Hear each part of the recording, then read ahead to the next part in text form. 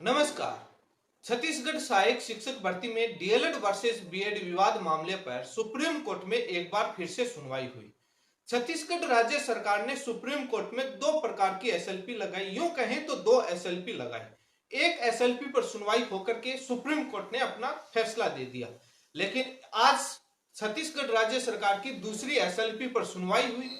वो सुनवाई लगभग 1.5 मिनट तक चली। आपने यदि वो सुनवाई नहीं देखी हो तो मेरे चैनल पर जाकर जरूर देखें। आज छत्तीसगढ़ राज्य सरकार की तरफ से जो वकील पेश हुए, उन्होंने क्या कहा सुप्रीम कोर्ट में और सुप्रीम कोर्ट की क्या टिप्पणी थी। डीएलएड की तरफ से एडवोकेट ऑन रिकॉर्ड मनदीप कालराजी उपस्थित हुए तो उन्होंने सुप्रीम कोर्ट के समक्ष क्या पक्ष रखा, इन तमाम बातों को लेकर इस वीडियो में विस्तार से चर्चा करूंगा। यदि आप मेरे चैनल पर पहली बार जुड़े हैं तो चैनल को सब्सक्राइब कर ले ताकि आपको लेटेस्ट जानकारी मिलती रहे। छत्तीसगढ़ राज्य सरकार की तरफ से सुप्रीम कोर्ट में लगाई गई दूसरी एसएलपी पर आज कोर्ट नंबर 15 में आइटम नंबर 24 पर जस्टिस सुधांशु धुलियाची के बेंच में सुनवाई हुई। लगभग 1.5 मिनट तक चली। आज सुप्रीम कोर्ट में छत्तीसगढ़ राज्य सरकार की तरफ से जो पिटिशनर पेश छत्तीसगढ़ राज्य सरकार जो पिटिशनर थी उसकी तरफ से जो वकील पेश हुए, उन्होंने सर्वप्रथम सबसे पहले कोर्ट में यही आर्गुमेंट किया कि सर, कोर्ट के समक्ष रखा कि similar writ petition similar issue को लेकर कोर्ट डिसमिस कर चुका है, इसलिए सेम याचिका है।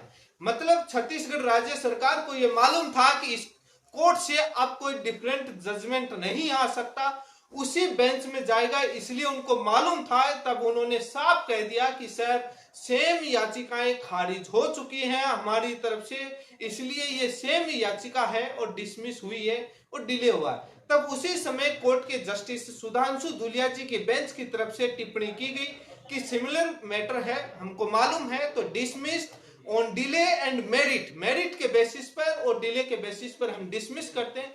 मेरिट के बेसिस पर सुप्रीम कोर्ट ने अपनी 29 अगस्त की सुनवाई में काफी लंबा फैसला दिया। वो आप मेरे चैनल पर उस फैसले को देखा ही होगा, सुना होगा। तो सुप्रीम कोर्ट ने छत्तीसगढ़ राज्य सरकार की एसएलपी को आज एक बार फिर से खारिज कर दिया। छत्तीसगढ़ राज्य सरकार को यह मालूम चल चुका कि अब कोर्ट से कुछ राहत मिलने वाली नहीं है, लेकिन यह समझ में नहीं आ रहा कि यह सरकार इतनी बीएड की हितैषी क्यों है। सुप्रीम कोर्ट अपने फैसलों में और हाई कोर्ट कह चुका है कि क्वालिटी एजुकेशन का मामला है, यह रोजगार देने का मामला नहीं।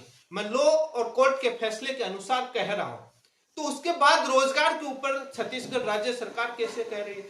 सुप्रीम कोर्ट ने कई बार महत्वपूर्ण टिप्पणी की है, लेकिन आखिर क्यों हितैषी है? क्या घोटाला किया था भर्ती में?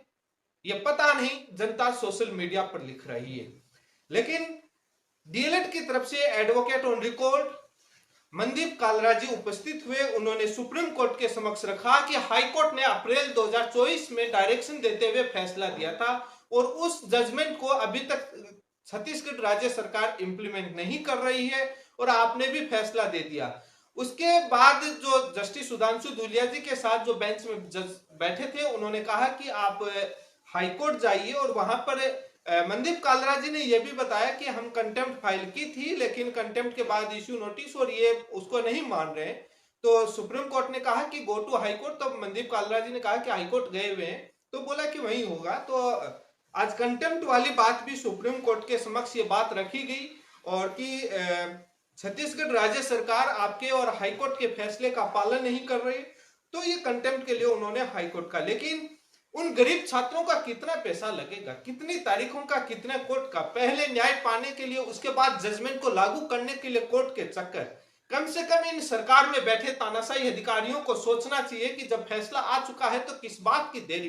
क्वालिटी एजुकेशन का मामला, कई लोग कमेंट कर बताते हैं कि सर, कम मार्क्स वाले कैसे क्वालिटी एजुकेशन देंगे, हमारे तो ज्यादा मार्क्स थे, हम ज्यादा क्वालिटी। यहाँ कोई 5वीं तक के बच्चों को आपको रिसर्च नहीं करवानी है, वहां पर क्वालिटी एजुकेशन जो पढ़ाने का तरीका है, जो बच्चों को टैकल करने का जो साइकोलॉजिकल और जो मनोविज्ञान की जो टीचिंग मेथड्स हैं, वो आप और डीएलएड और बीएड के उस चीज में फर्क है। आप भले ही आपका चयनित है, आपको अपना पक्ष लग रहा है, आप कमेंट और आप अपने विचार लिख सकते हैं, लेकिन जब आप उसी प्रोसीजर पर आएंगे, उसी प्रोसीजर पर कोर्ट ने अपना फैसला दिया और इसी बेस पर बीएड को बाहर किया था, साथ में कानून बनाने की प्रक्रिया को अपनाते हुए, उसमें कमियां बताते हुए। लेकिन आप अपना कहेंगे, जरूरी नहीं है कि आप 100 में से 100 नंबर लाएं तो बेस्ट टीचिंग करा पाए। नो, आपके पढ़ाने की तरीका, स्किल्स और मैनेज करने का, और जो बच्चों को कैसे टैकल करना, ये एक बहुत बड़ा फैक्टर होता है। क्योंकि छोटा सा बच्चा क्लास में एंटर होता है, उसको कोई भी आपको पीएचडी नहीं करनी, उसको कैसे कबूतर सीखना है वो भी बहुत दिनों के बाद, बट वो क्लास में बैठना तो सीखे। तो इसलिए ये एक ट्रेनिंग का हिस्सा है, इसलिए आप अपना रख रहे हैं। लेकिन एक बात अलग की जाती है, सभी कोर्सेज में डिफरेंस होता है। लेकिन मेरा इतना ही आप लोगों से कहना है कि जो छत्तीसगढ़ राज्य सरकार ने सुप्रीम कोर्ट में अपना जो पक्ष रखा, उसके मुताबिक ऐसा एहसास लगता है कि छत्तीसगढ़ राज्य सरकार को इस बात का मालूम हो चुका है कि अब किसी भी हाईकोर्ट या सुप्रीम कोर्ट से कुछ खास अपने को लगने वाला नहीं है, जजमेंट को फॉलो करना पड़ेगा। यदि उनको लगता है तो वो कुछ अथक प्रयास करते कि सर नहीं, ये अलग नहीं है, इसमें थोड़ा सा सुनिए, उनको बचाइए, उनको ये कीजिए। उन्होंने साफ कहा कि सर सिमिलर हो चुका है और इसलिए ये सिमिलर ही है। तो इसका मतलब अब आदेश तो पालना करनी पड़ेगी, देरी हो सकती है, चक्कर कटवा सकते हैं कोर्ट कचहरी के, समय लग सकता है, न्याय में देरी मिलेगी, लेकिन देना पड़ेगा हक। सरकार कितनी भी तानाशाही हो जाए, आखिर में झुकना तो पड़ेगा, भले ही समय और पैसा बर्बाद आपका जरूर करेगी। इतना किया है। जुड़े रहे इसी के साथ। आप सभी का बहुत बहुत धन्यवाद।